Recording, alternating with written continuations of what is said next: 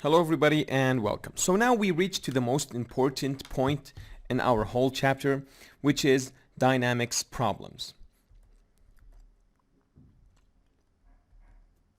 The whole idea of introducing different types of forces is to study their effect when they are simultaneously existing on an object. So we introduced many types of forces. We introduced weight, we introduced normal forces, friction forces, spring forces, etc. So the whole idea, as I mentioned, is that we need to apply or deal with problems when multiple types of these forces are applied on the same object at the same time. But before we do that, first we must introduce some important terminologies we will be using a lot. The first one is that in dynamics problems, the forces that are applied are on one object or on multiple objects. Well, this is what we call a system. So a system is simply whatever pieces of the universe you're trying to study. What am I trying to study? What am I studying? What is the object? What's the problem? The object that I'm studying, we call it a system. So for example, if I'm studying this system, I can say that I'm interested in studying this system which is containing a bag, which we can see that's going downwards because it's pulling the cart. And also I'm studying the cart, and also I'm studying this pulley, and also I'm studying this rope. So this is my system. It consists of multiple objects, okay? Second of all, to analyze and solve any dynamics problems, something called a free body diagram must be drawn. So we must draw a free body diagram. And a free body diagram is simply a graphical representation of all forces affecting on a system. So it's simply, I have to identify all the forces that are affecting my system. So for example, this is the system we talked about before. Let's draw the free body diagram of the cart. So if we look at the cart, I know that this cart has a weight, and the weight is going downwards, and we know that the weight is m multiplied by g. And since there's contact between it and a surface, this means that there must be a normal force which is going upwards, and we can see that the bag is pulling downwards. Therefore there's a tension force in this bag causing a tension force right here. So there's another force which is a tension force. In other words, the rope is pulling the cart. So this is a free body diagram for this cart. It's one of the steps. We didn't solve the problem yet. We identified the forces. Well, actually, to be honest, if you can identify the forces properly, solving the problem will never be any issue. Let's look at the free body diagram of the bag. I know that the bag is also going downwards, so it has a weight going downwards, and it's being pulled upwards by the rope. So the rope is holding it from freely falling. There's a force inside this rope. It's a tension force, and it's pulling upwards. And it's very important to know that this tension force right here, it's going to be equal to the tension force right here. Look at here. This is the tension force inside the rope. It's the same. It's the same force because this pulley only changes the direction of the force. Here the tension is going upwards because of the pulley. It's now pointing this way. Okay, so we identified the free body diagram for each one of those. Now, one of the most important things again is to identify, is it moving or not moving? Is the system moving or not moving? When is it moving? And when it's moving, is it accelerating or is it not accelerating? So these are very important questions we must ask. So as I was saying, the forces that are acting on the system can be in the x direction or can be in the y direction. So we can have multiple forces, some of them pointing in the x direction, some of them pointing in the y direction.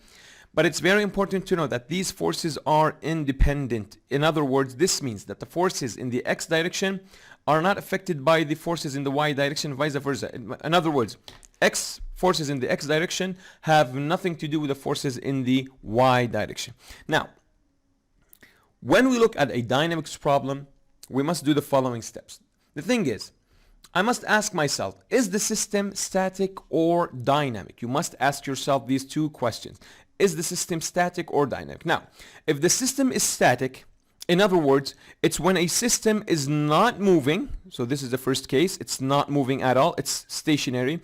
Or when they say the object or the system is moving at a constant speed. Constant speed is another indication that this system is a static system. Now, if we go back a little bit, we know that when an object is moving at a constant speed, the acceleration of this object is equal to 0. Now, this means that if you add all the forces that are in the same direction, for example, in the x direction or in the y direction, you can simply say that the summation of these forces, or when you add these forces up together, they will introduce a value equal to 0. Now, this is called summation, or in other words, it's called sigma, but it means when you add all the forces applied on the system. We said that in a dynamics problem, the system will have multiple forces applied on it. If you add all these forces together and you add them up together, their resultant will be equal to 0. Actually, this takes us to Newton's second law. So when you say force is equal to mass multiplied by acceleration, and you're saying that the system is not moving or moving at a constant speed, this means that the acceleration is equal to 0. So that's why we said if you add all these forces together, you will get a 0 because the acceleration is already 0. Now, in the other case, it's when a system is moving at a constant acceleration. This means that there is acceleration, or in other words, the acceleration is not equal to 0. Well, in this case, I can tell you that if you add all these forces together, they will be equal to the mass of the system multiplied by the acceleration of the system. It's kind of, it needs a little bit of practice to fully understand. So let's introduce some other terminologies, then we will solve some problems. But again, systems can be static or dynamic. In static systems, you add these forces together and you will get a 0. But in dynamic problems or in dynamic systems, if you add these forces, you will simply get the mass multiplied by the acceleration.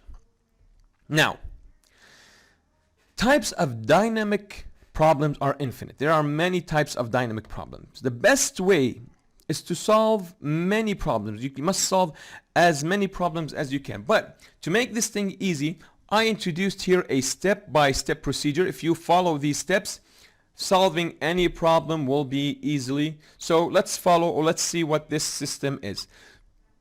Step number 1 is you need to draw a free body diagram of all the forces on the system. It is very important to identify all the forces. If you forget any of these forces, you will face problems. Second of all, you must separate these forces into x and y forces if you have multiple directions. Some questions have only a single direction. Either they're both in the x-axis or they're both in the y-axis, or some of them have x and y-axis at the same time. So you must separate the forces that are going in the x-axis and the forces that are going in the y-axis. Now, you will go and find the net force in the x direction. In other words, you will add all the forces that are going in the x direction. Then you will ask yourself, is the system static or dynamic? Depending on the question, it can be static or dynamic. So if it's static, you will just add these forces and you will say that they are equal to 0, and you will find the unknown. That's the question that the question is asking for. But if the system is a dynamic system, in other words, there is acceleration, you will just add these forces and you're going to say that they are equal to the mass multiplied by the acceleration. And we do the same thing in the y direction. You will find all the forces in the y direction. Then you will ask yourself, is the system static or dynamic? So if it's static, these forces that are in the y direction are going to be equal to 0. And if the system is dynamic, you can say that the summation of forces is equal to the mass multiplied by acceleration. Actually, without solving problems, this is going to be very difficult. But I promise, just start solving problems. Hold a pen and paper and start solving. With the moment that you start solving these problems, everything will be a lot easier and more clear. So stay tuned. In the next videos, we will be solving dozens of problems so we can make sure that everything is clear for everybody. We will see you then.